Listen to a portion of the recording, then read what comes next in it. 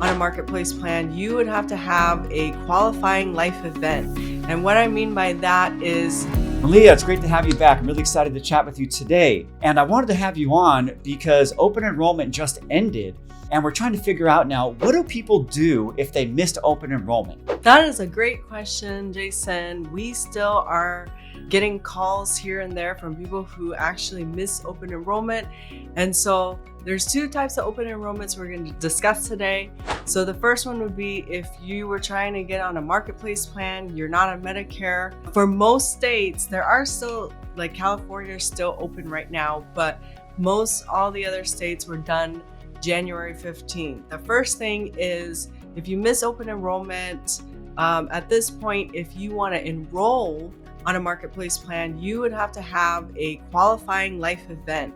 And what I mean by that is something in your life had to have happened that have caused you to either lose coverage or now you need to make changes. So it's going to be something like you had a baby, or you got married, or you moved out of the state. And the key thing right there is it can't be like two people who didn't have coverage before get married. No, that doesn't qualify for them to both have open enrollment at this point. It's just you have to have at least one person be covered. And so same with having a baby, at least one person in the family had to have coverage prior, and then at that point, if you have a baby, then everybody else can hop on. There's also a newer special election period a lot of people don't know about.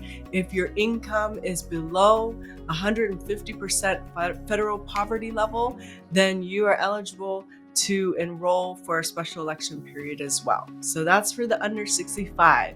Now, Medicare is a whole different animal, and with Medicare, it depends on your current coverage. So if you are on original Medicare with the supplement, then you can't make any changes to drug plans at this point.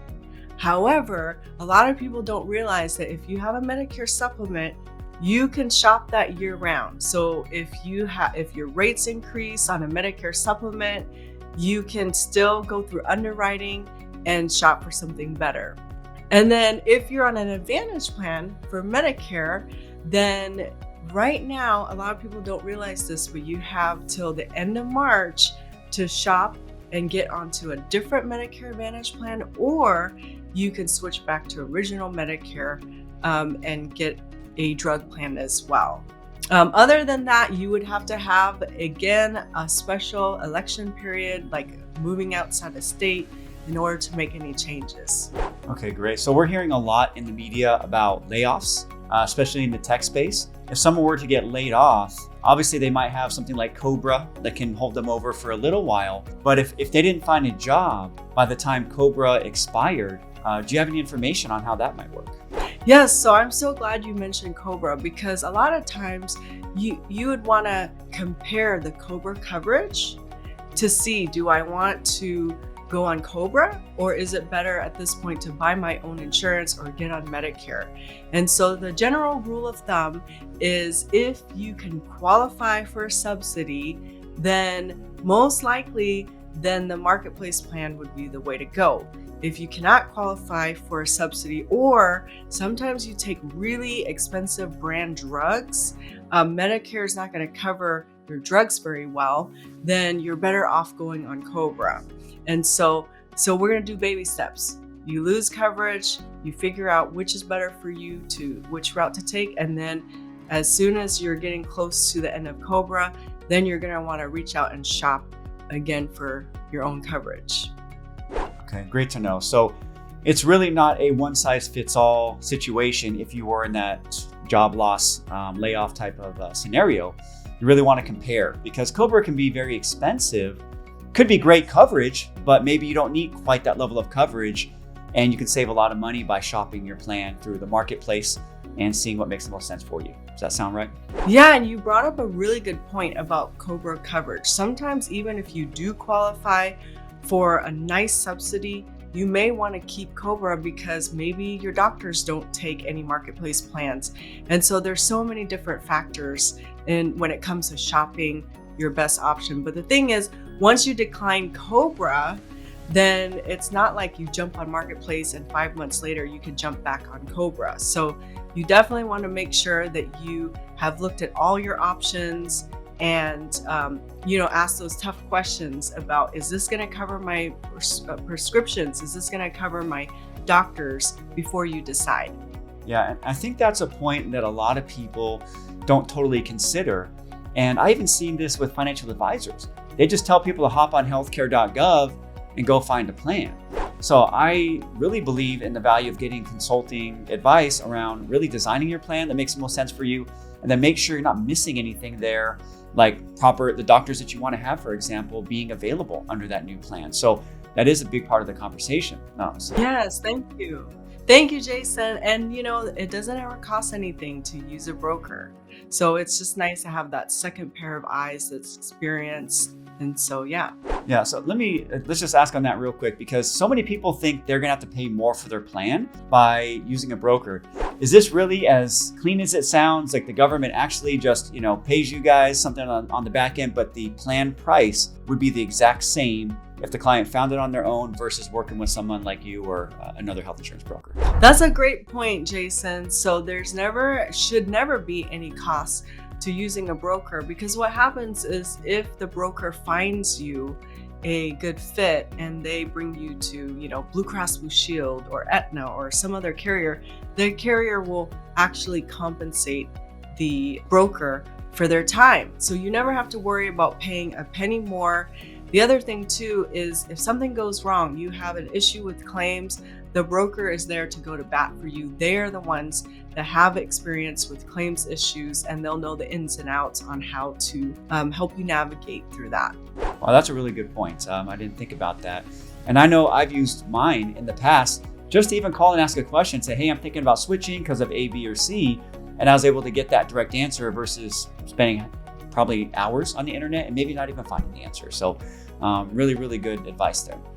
I have another question for you though. Yes. So what happens if now open enrollment is closed and now you find out that you need a expensive drug, for example, that wasn't really covered on the plan that you might have selected prior when open enrollment was open? How is somebody supposed to deal with that?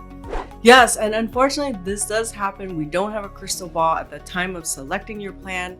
You may be completely healthy, and then in January, February, the middle of the year, you start being prescribed something that's a brand drug.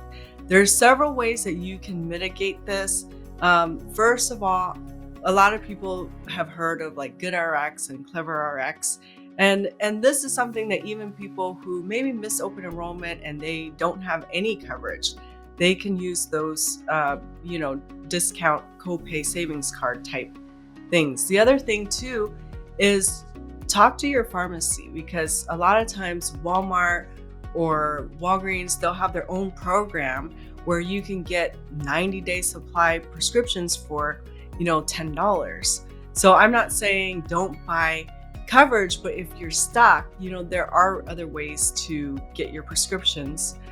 There's also rxassist.org, where you can actually apply for patient assistance. And what that is if it's a really expensive brand drug. Some of these drugs I'm seeing cost, $8,000 for a month's supply. I don't know who could afford that, but you can go through that website, download a form, and you're basically applying for help through the manufacturer. If you're under a certain income level, you could get that prescription for free. Also, there's something called the 340B program that a lot of people don't know about. It's certain clinics and hospitals that are able to give patients, 20 to 50% off discount, because it is subsidized by the program for some really expensive drugs. So you might want to get with a broker that is knowledgeable about those programs, who can direct you. Here's a list of hospitals that you can reach out to. And if you're on Medicare, you can ask your broker for help. Ask them for help applying for a formulary exception or a tier exception, which might help you get through till the end of the year when you can reshop again. Okay, great. Any last thoughts on how to handle the situation where somebody is dealing with open enrollment that we need to add, or do we cover it all?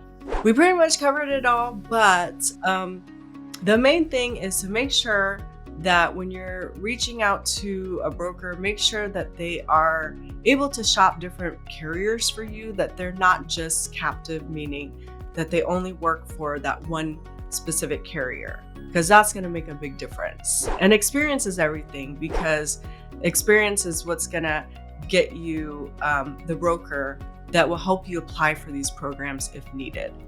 Okay, great. So if there were maybe 1, 2, or 3 questions somebody should ask when they're going to try to find a good broker that can help them, what are some good questions they might want to ask?